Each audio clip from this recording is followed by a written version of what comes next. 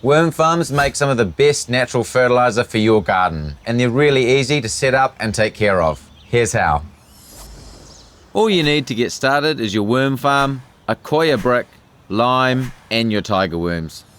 Worms love most fruit and veggies, old coffee grounds and tea leaves, crushed eggshells, paper products like newspaper or shredded paper towels, and surprisingly, hair clippings and dust from the vacuum.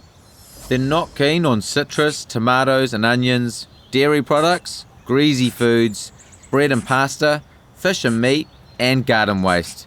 Check out our online guide for the full list before you get your farm. Now I'm using a really nice, simple 2-tier worm farm. In the top here is where the worms and all my food scraps are going to go.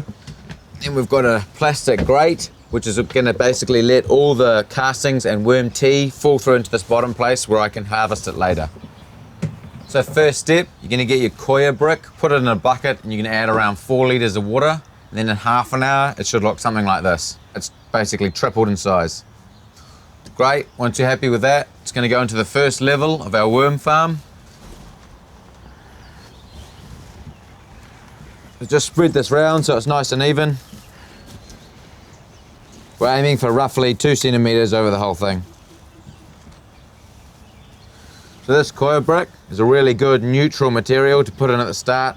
Don't put any compost or fertiliser or anything like that in there, the worms don't like it. Now it's time to get the worms into our farm. Now it seems a little bit funny that they come in a cardboard box, but quite happy to go into their new home. Just do this a little bit at a time and spread them around. Just do a nice even layer over the base.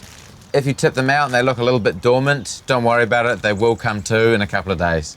So these little guys are actually tiger worms. They're not just your everyday worm that you find in the garden. Really good at breaking down all your organic material and food scraps that you put in there. Important to not feed them straight away, just give them a couple of days to adjust to their new home. Right, we're good to go. And just pop the lid back on.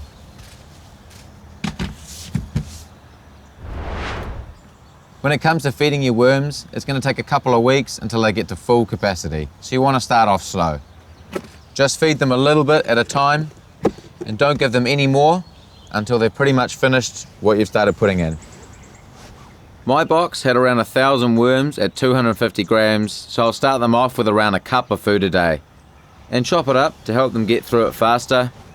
Just increase the amount with their appetite.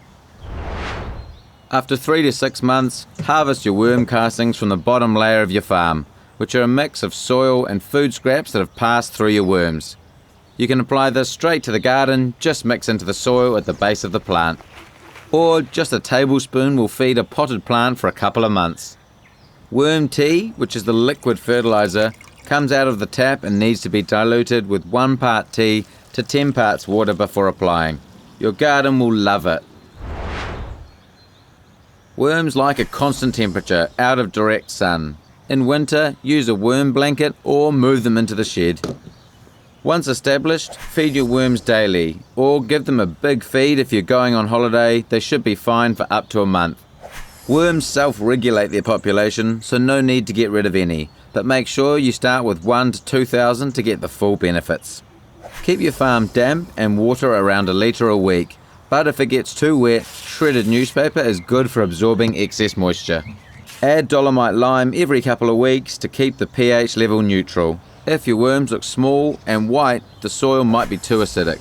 Cover food scraps with a damp tea towel to keep fruit flies away. And finally, your farm should smell earthy. If it smells bad, lay off adding any food until it comes right. So look after your worms and they'll provide you with good fertiliser for ages. Make sure to subscribe to the Mitre YouTube channel for more great content, or click here to watch more now.